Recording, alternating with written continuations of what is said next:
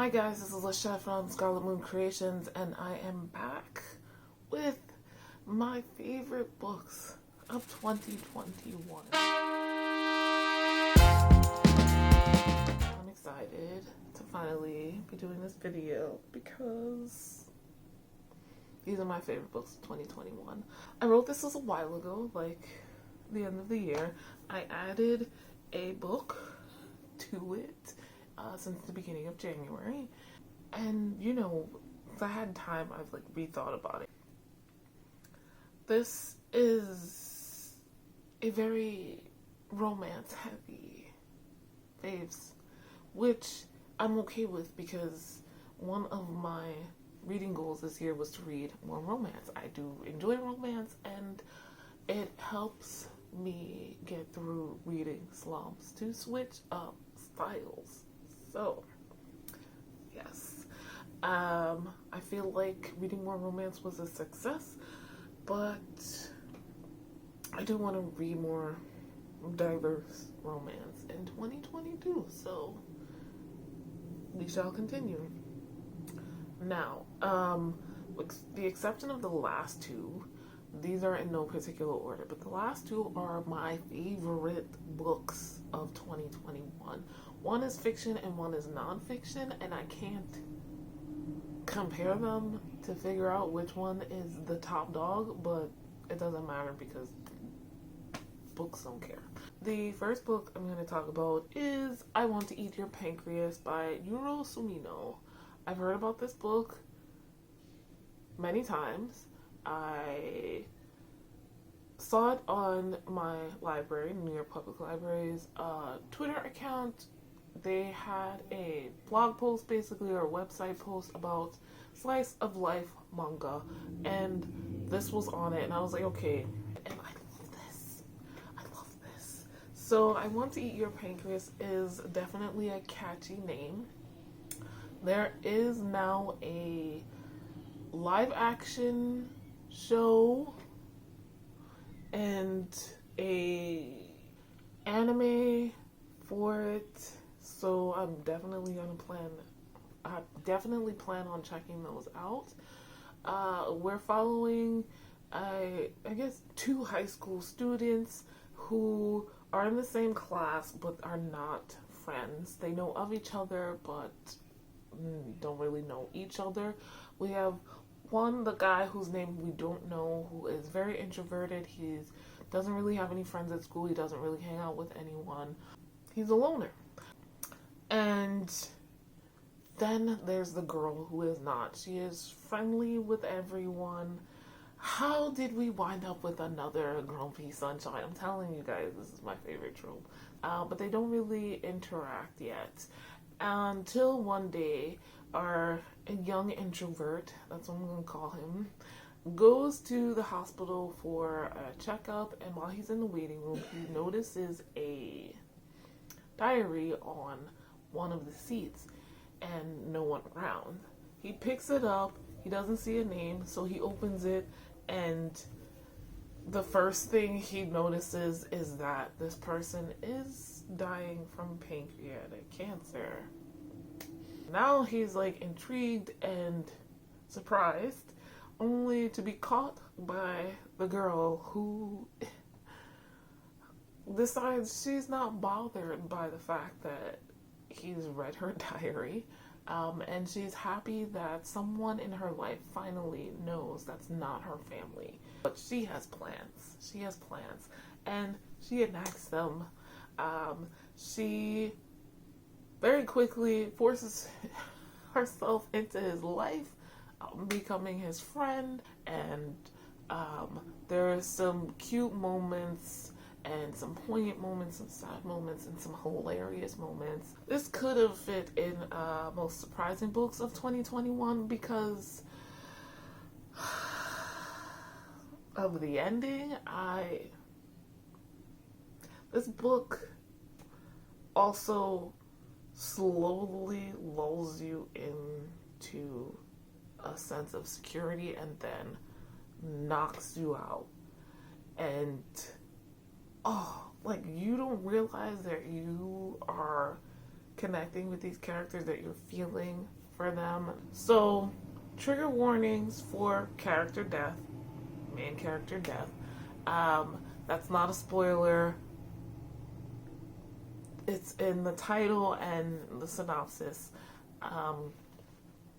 It's, I guess, a little bit of a coming of age. I was sobbing all through the end of this story. For those who've read this, like, you know, the death really hits hard. So, read that book. I'm a little misty-eyed now. Another favorite, please excuse any background bass. Someone's sitting at a red light and enjoying themselves. The Archangel's Light by Nalini Singh. It's the one all of us fans have been waiting for since we knew of Aiden's existence. This is Ilium and Aiden's book, and I was not disappointed. I feel like there was very little that could have been done to make me disappointed. Full stop. Before I get into it, I can't really tell you what this book is about because it's like book 14 or 15 in a series. So let's take it back. This is part of the Guild Hunter series by Nalini Singh, and we're in this world where archangels rule, angels exist, as do vampires, and of course human beings. This is an urban fantasy series. In book 1, we start out focusing on the Archangel of New York, who's really the Archangel of North America, Raphael, and he needs a guild hunter, the name of the series. Guild hunters are human beings who hunt down vampires at the request of angels. Vampires are created by angels. Human beings can put in an application to become a vampire if they want to. Once you are approved, your application is approved, and you are seen to be compatible, and are made into a vampire, you are basically like an indentured servant for 100 years to that angel. And this is a binding contract, but not every vampire wants to fulfill their contract, so they try to get away. This is where the guild hunters come in. And the best of them currently is Elena in New York as well. And she is hired by the Archangel, Raphael, to hunt down a very special person. They don't get along, so there's a hate to love. There is definitely a situation where he attacks her and almost kills her. There's a situation of attempted sexual assault, which I know does not work for people, so be warned for that. It is book 1 between the two main characters, and they are the main relationship for the next 4 or 5 books, and they are in the background for the rest of the series. The series, after the first 5 books, we start to look at other couples, mostly from Raphael's 7, the 7 vampires and angels that are his friends, and also the top of his people that work for him. The youngest 2, I believe, yes, the youngest 2 of his 7 are Ilium and Aiden, and they have been best friends since they were little. It wasn't until a few books ago that we started getting hints that there might be a relationship between them. Every other relationship in this series so far has been heterosexual, and that's fine. I would have been fine even if this book was them as best friends, damn near brothers, because it was great just with that. And I'm not saying this is like queer bait or anything like that. They don't have sex in this book, so some fans, I guess, might be disappointed, but I was not. There was some previous things that were built up in other books that they needed to deal with. We also got a lot more of their backstories. Not that we hadn't before, but more details about things that they lived through, about them growing up together and that kind of thing, which I absolutely enjoyed. I loved the relationship between them. Like, there was nothing, like I said, that I would not make this a favorite. When I saw this book was coming out this year, immediately knew I had to catch up on the series so I would be ready when this came out, and I was not disappointed. I loved it so much. So yes. The next book that was a favorite was The Duke and I by Julia Quinn. Now, this is book 1 in the Bridgerton series, a historical romance. So, very popular, very well known. Not a surprise, especially since the Netflix series came out this year. That's why I wanted to read it. I've heard of Julia Quinn. I may or may not have read books from her before, but I hadn't read this. I love this. The Bridgertons is following the Bridgerton family of 7 siblings? 8 siblings? I forget how many, but it's a lot.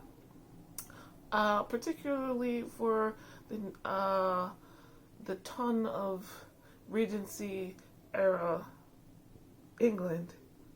So we start this book with Daphne, the oldest daughter, but not the oldest child. She has 3 older brothers. She's now old enough to get married, to enter, as I like to call it, the marriage mart. But this is her 2nd year out, and she still has not been received an offer of marriage, even though she's very popular. And it seems to be because a lot of these men think of her more like a sister and a friend than anything else. Enter the Duke of Hastings, Simon. And dukes are a big deal in Regency.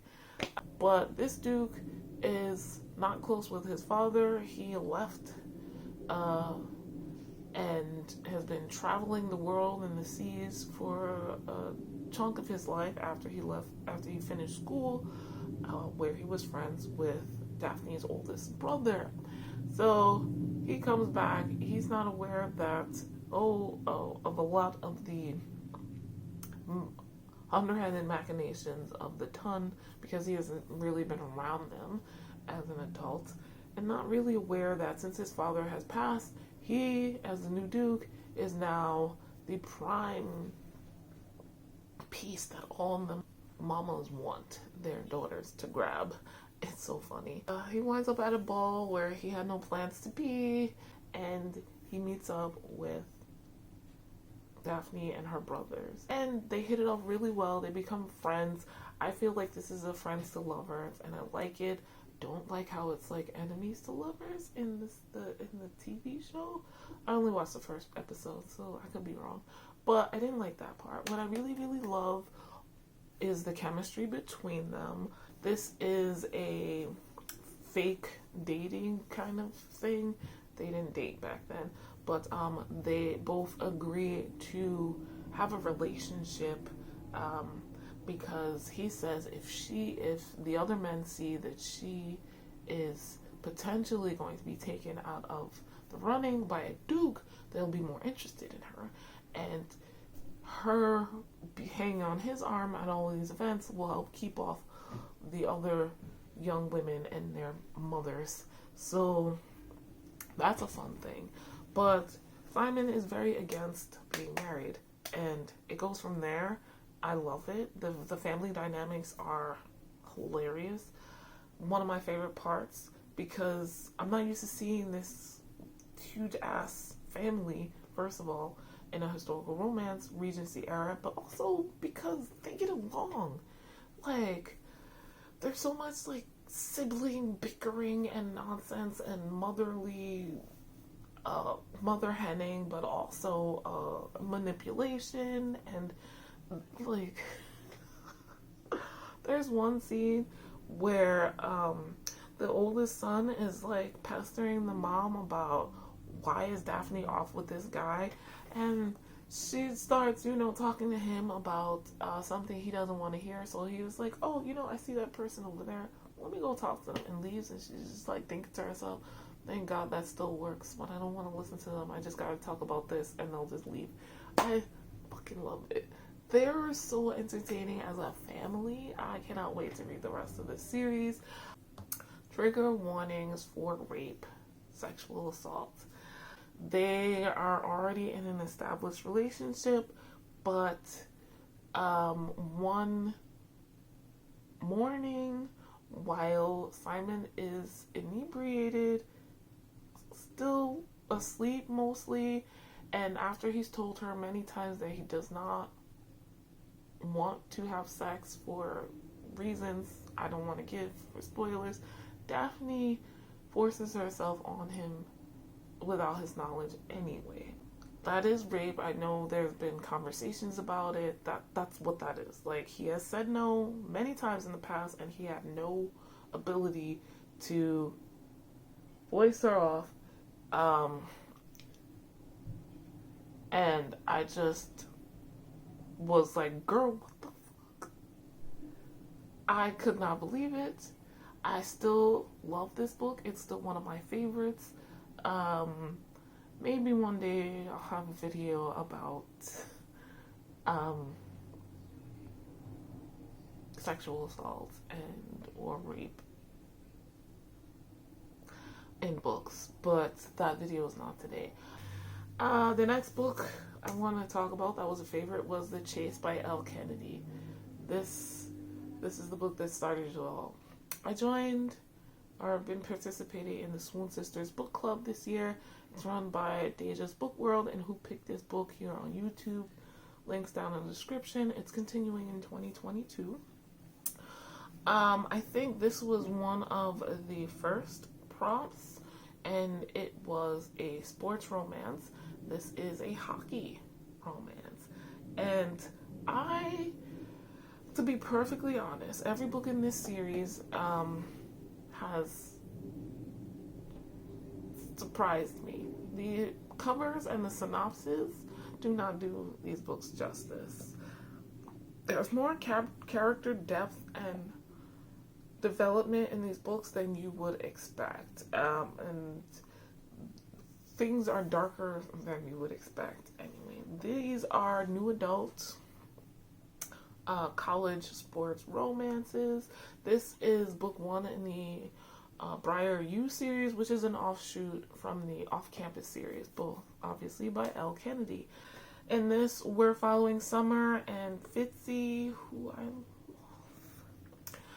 And Summer comes off as a party girl. She was kicked out of her previous school and begrudgingly accepted into Briar U.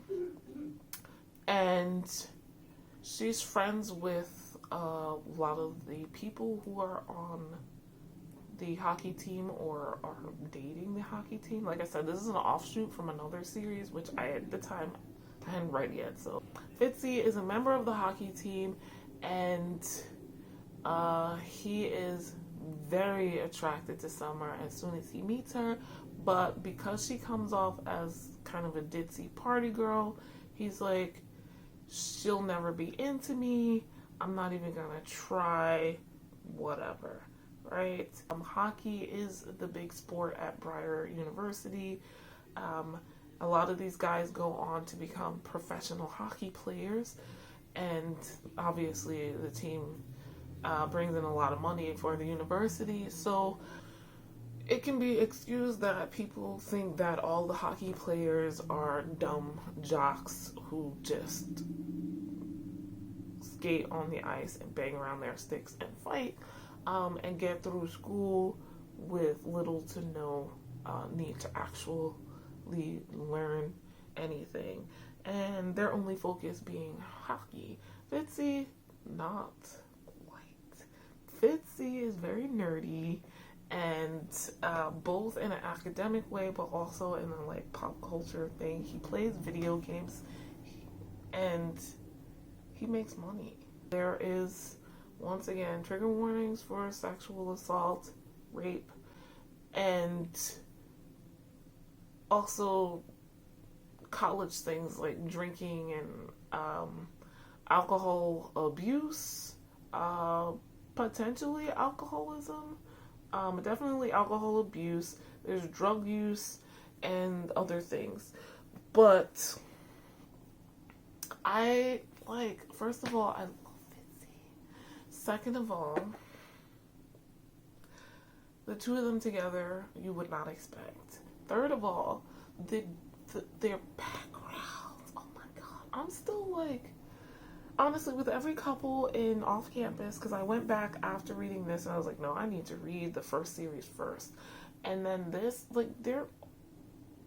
there's so much going on with each one, and I appreciate that. They're fully complete human beings. They're not just college campus caricatures. Everything is not revolving just, they didn't just spring up on the college campus as these people, and that's it. What happened with Summer before is very interesting, and I just, for a romance, I think this might be my favorite romance of the year. Maybe I shouldn't say that because I haven't really sat down and drilled into the best of awards yet, so I don't know. But just the two of them together, they went through a lot, and even the other hockey players, the team dynamics, and then Summer, who makes friends with one of her classmates, just the friendship relationships I love as well. Now we've come to the end. My two favorite books of 2021. What should I talk about first? I'll talk about the nonfiction to break things up. The Witch's Herbal Apothecary by Marisia Miernowska. I'm not sure I'm pronouncing that properly, but this is the book. I have been slowly reading this throughout the entire year. I recently talked about this in my December wrap-up because I reached the end of the book. Now, you do not have to read it like this, but I started it in March, and once I realized how the book was going, I decided to work with it over the course of the year. This is a library book, by the way. I kept renewing it until I couldn't anymore, and then I sent it back and requested it one more time at the end of the year. The thing about this is not just an apothecary. The subtitle is Rituals and Recipes for a Year of Earth Magic and Sacred Medicine Making. My personal practice as a witch very much revolves around this. The seasons, earth magic, working with the goddess energy, the moon phases, green witchcraft and magic, and worshiping the earth to an extent. And this is a great book. I saw this recommended on Boho Tarot's channel, a link in the description. So this book goes through each season starting with spring and gives you a bunch of practices and recipes and plant profiles to work through and work with throughout each of the 4 seasons. And this works very well for me because I live in New York, which we have all 4 seasons. So spring equinox is March 21st or thereabouts, and I got this around that time, and so I decided to work with each season, read, the book at the beginning of each season and work with some of the stuff that's in here, and I enjoyed the hell out of it. I learned a lot. I tried many new things that I wound up liking and appreciating. There's still more I want to try. I want to buy this book because I wasn't able to do everything I didn't have access to all of the tools, but many of them already. And there was some stuff that I've already been doing. So like this book just really aligned with me as a person and my practice as a witch very well. And I enjoyed it throughout the year, you guys. Like I kept coming back to it and trying new things and looking at things again. Like I said, there's ritual stuff in here, and like nothing really complex, just connecting with the earth, connecting with the goddess energy archetypes, that connecting with the seasons, the elements, times of day, and like I said, plants. For people just looking for an herbal apothecary type of book, this might seem like a lot, especially if working with plants and things is not a spiritual practice to you. Then avoid it. Maybe, or only look at the recipes and the plant profiles. But I really enjoyed it.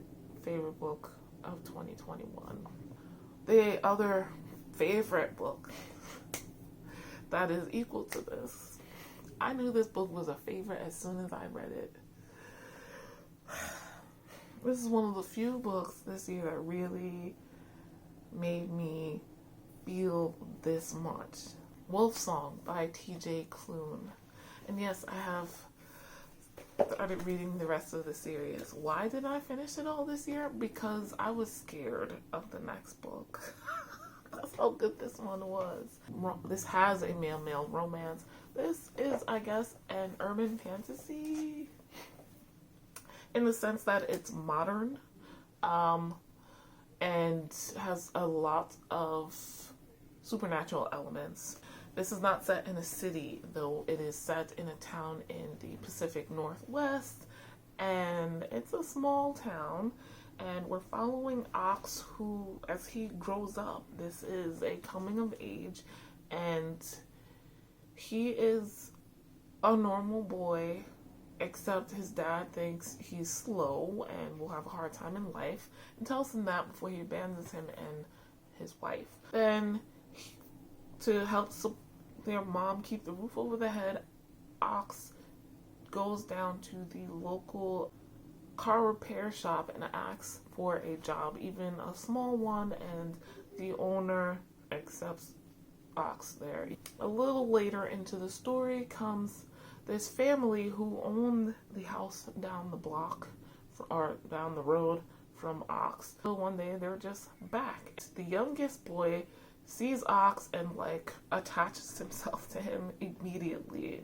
and the story goes from there. We see them grow up and fall in love and try all kinds of things in life, find friends, and that's like the first half of the story. And you know, there's a lot of emotion in that, and you know, particularly with Ox, and you know, coming into his strength as a person and all of that stuff. And then tragedy strikes and the story fucking changes, and I wish I had that book. I need a physical copy. There's a lot. It's a lot. And there's so much emotion, and you know, that's when the supernatural element really comes in about halfway through. It didn't click for me. Like, it's probably obvious, it should be, but it didn't click for me until halfway through. When things started happening, I was like, oh, there. So I feel like that increased my enjoyment. So I'm not going to say anything. If you figure it out, then good for you. The world building, the relationships between everyone, not just the two boys or the two men. The families, the guys at the shop are not just in the background. They are being hilarious, and they continue to be in the next books. But like, they are there for Ox. No holding back. There's a lot of pain in this as well. Separation, there's coming together, there's just we're standing up for our town and our families. There's character death, not main characters, but there is character death. I can go on and on and on. I just love this book so much. So much. I was like, what else? I read this in February, I think. What else in February? I was like, what else is gonna do this to me? I think I Want to Eat Your Pancreas is what came the closest. I read this for Pharaoh Feb, Fantasy Romance February. So guys, let me stop. Those are my favorite books of 2021. What'd you think? What were your favorite books of the year? Let me know in the comments down below. Have you read any of the books that I mentioned? Did you feel the things that I felt? Please don't hate on my books too much if you didn't feel any of the things that I felt. Yeah, leave a heart emoji because I loved these books. These are the books I loved in 2021.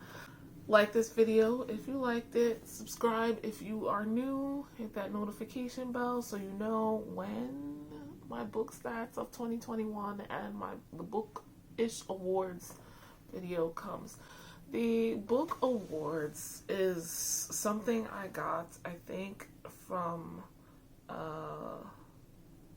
Samantha at, I'm forgetting the name of her channel, but she runs Tome Topple, link in the description. And I love the idea. I have expanded on it over the years, and it deserves its own video. Basically, it's kind of like superlatives, but also like the Grammys or the Oscars. Like the books that I've read, which gets the award for the best of in which category. There are other books that I really liked for certain things, and I feel like I want to talk about them. And guys, as always, thank you so much for watching. I'll see you in the next one. Bye.